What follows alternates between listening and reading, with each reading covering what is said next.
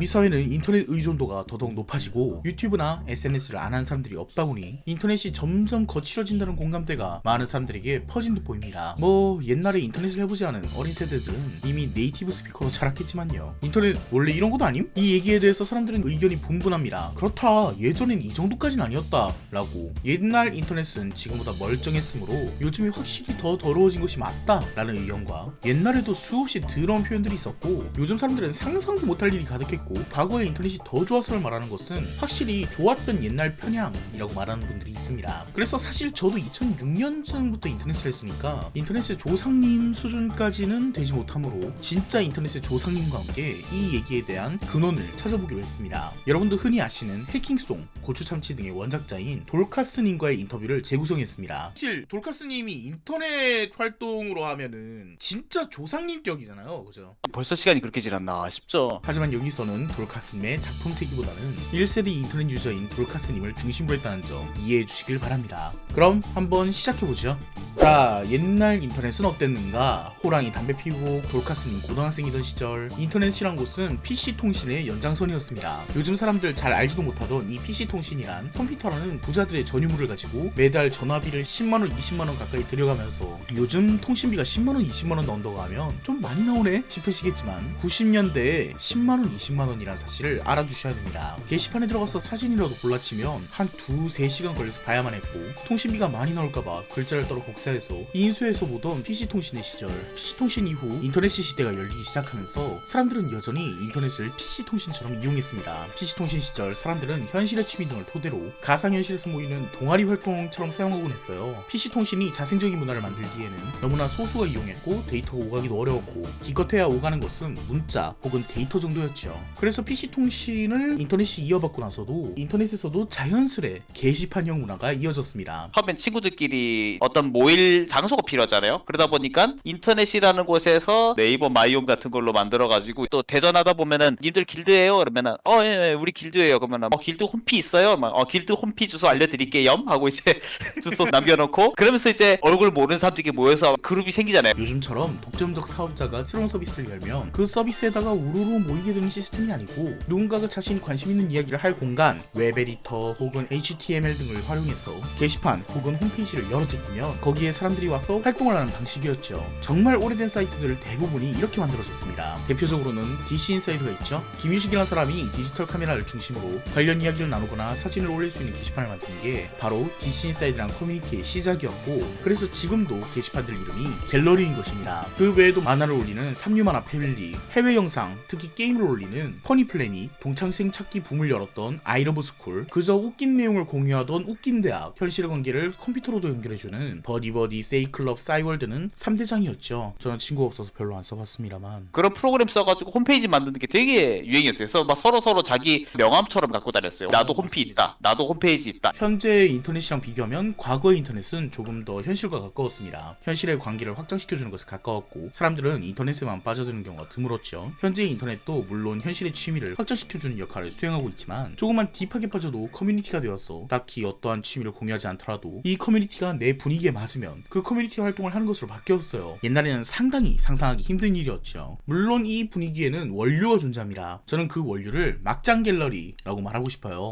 인터넷이 예나 지금이나 똑같은 점은 사람 5이 모이면 쓰레기가 꼭 하나 껴있다는 것입니다. 당연히 매너가 없는 유저도 반드시 껴있었고 그들은 꼭 분탕을 치기도 했었습니다. 그런데 요즘에서는 인터넷에서 분탕을 치는 것이 워낙 흔한 일이다 보니까 당연하게 생각하지만 예전에는 꽤 특이한 일이었거든요. 그 시벌교황이 네임드가 된 것을 보면 뭐 시벌교황에게만 그 죄를 대속시킬 수는 없는 법이고, 그 이전에도 인터넷 기사 댓글창은 개판이었습니다만 시벌교황이 한번 DC를 해집고 싱하영이 반말을 찍찍 내뱉고 다니기 시작하자 화끈하게 욕을 내뱉고 다니는 사람들, 그 사람들 자체가 주목을 받게 되고 문화현상이 되게 되었습니다. 시벌교황이 활동하는 곳에 와서 와 진짜 저 사람 욕하네 라고 구경하고, 싱하영이 활동하는 패션 갤러리에 와서 와 진짜 저 사람이 저렇게 활동을 하네, 구경꾼들이 마구마구 생겨났었죠. 게다가 이 구경꾼들은 그런 비매너 유저들에게 감동을 받거나 혹은 숭배하는 행위를 하거나 혹은 스스로가 그런 유저가 되고 싶어서 또 다른 비매너 행위를 하며 DC를 어지럽히던 찰나 싱하영이 활동하던 패겔은 이미 좆됐고 스길은 조금 덜 망했고, 그런 상황에서 김유식 대장이 칼을 빼듭니다. 막장 갤러리의 신설이죠. DC의 마지막 종착역, 제정신 아닌 사람들은 여기 모여라 라는 듯이 김유식은 훈훈하게 막장 갤러리를 열어주었고 많은 비매너 유저들이 막길로 향합니다. 일종의 쓰레기통이죠. 곧 보통은 쓰레기통이라고 부르는 곳을 DC는 수도라고 부른다는 점에서 차이점이 있겠습니다. 이런 수도의 역사는 꾸준히 내려와 막겔, 스겔이 수도였다가 코미디 프로그램 갤러리에서 응습하게 아프리카 방송국 놀다가 그러다가 야겔로 이어져 내려온 것이 정설입니다. 물론 이 중에서 정치 쪽으로 싸우고 싶었던 사람은 정치 사회 갤러리에서 일간 베스트로 이동했고요.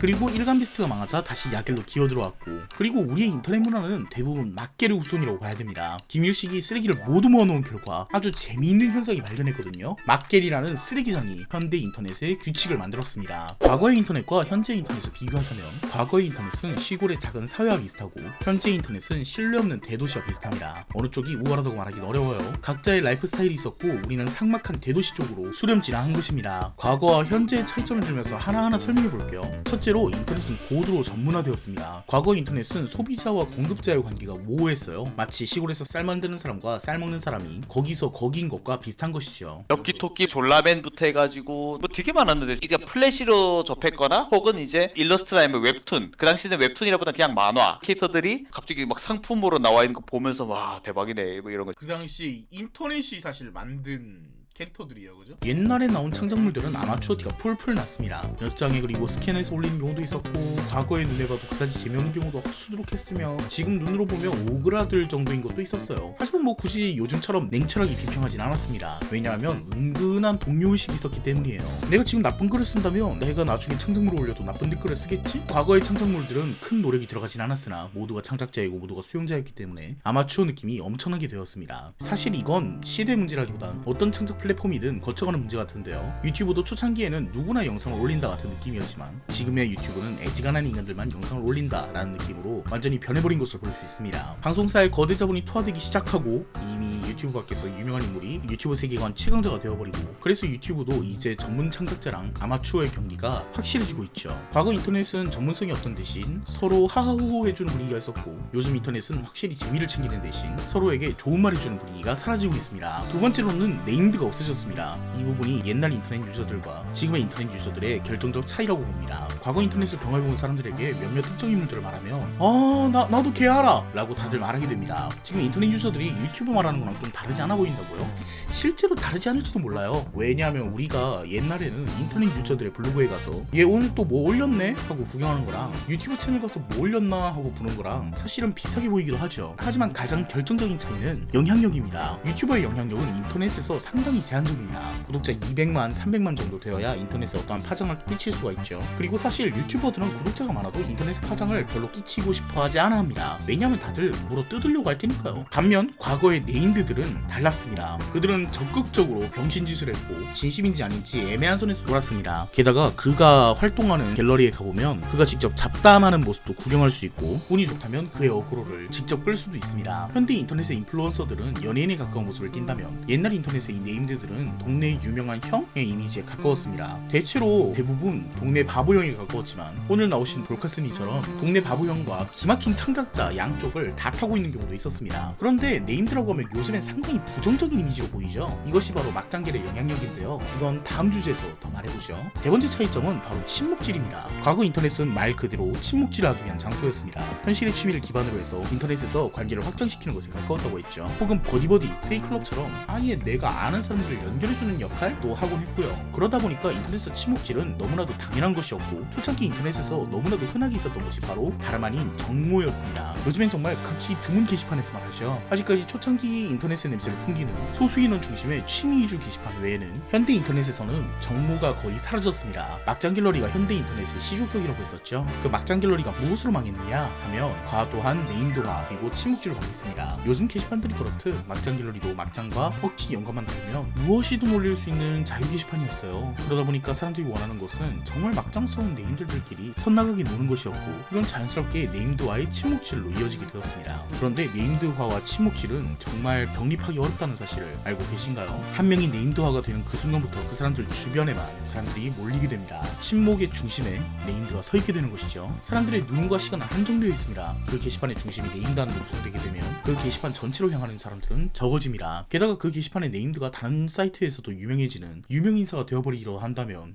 그런 사람들이 생기면은 그 갤러리가 그 사람을 따라가잖아요. 네. 그 사람이 뭔가 발언하면 그 사람의 그냥 일상 글을 올렸다 해도 거기 조회수 몰리고 댓글 몰리고 어떻게 해서 다른 뉴비 유저가 들어왔다든가 하면은 뭐 반응이 없다든가 이런 일이 생기는 거죠. 네임드와의 친목에만 관심이 생기게 되고 오히려 원래 중심이었던 그 게시판의 주제랑도 동떨어져 버리게 됩니다. 리뷰 갤러리에서 활동하는 마이너 리뷰 갤러리라는 사람이 유명하다고 해서 리뷰 갤러리에 찾아간 사람이 그 사람만 찾는다면 더 이상 이제 리뷰 갤러리가 아닌 네임드의 사적 공간이 되어버리는 것이죠. 기존 이용자는 불쾌하고 네임드는 침묵질에 책임이 생기니 부담스럽고 유입이 늘어나면 그와 동시에 게시판의 분위기와 규칙 파악을 못하는 개안분들이 늘어나며 소요가 발생하고 그 모든 일들이 네임드로 인해서 발생된 것 같으니 네임드가 마녀사냥을 당하거나 미움을 받고 몇몇 사람들은 자기도 네임드가 되어보겠다며 무리수나 뇌절을 치다가 세상이 망해버리고 작은 사회에서 일어날 수 있는 특히 인터넷처럼 단일한 카리스마가 통제할 수 없는 작은 사회에서는 너무나도 쉽게 일어난 일입니다. 현실의 시골이라면 이장님이나 천영 회장님 같은 사람이 잘 어레인지를 해주고 어떨 때는 찍어 누르기도 하겠지만 인터넷 사람들은 찍어 누르면 오히려 반동이 일어나고 어레인지를 한다고 해서 뭐 정돈이 되는 것도 아닙니다. 권위가 없는 공간에서 작동하는 것은 강력한 규칙밖에 없습니다. 마치 사회의 발전을 보는 것 같지 않나요? 서로가 서로를 이만과 배려로 대하며 유지되던 사회가 도저히 그것만으로는 처리할 수 없게 되기도 하고 오히려 그런 사람들이 늘어나서 주류가 되자 우리에게 필요한 것은 일률적이고 확실한 법이라는 점이 이 분야에서 가장 세련된 법을 만든 것이 다름 아닌 일간베스트입니다. 농담이 아니고 진짜예요. 사실 요즘 커뮤니티 사이트들의 모든 규칙은 일간베스트의 것을 따라한다라고 봐도 무방해요. 일베의 핵심 게시판이었던 짤기를 중심으로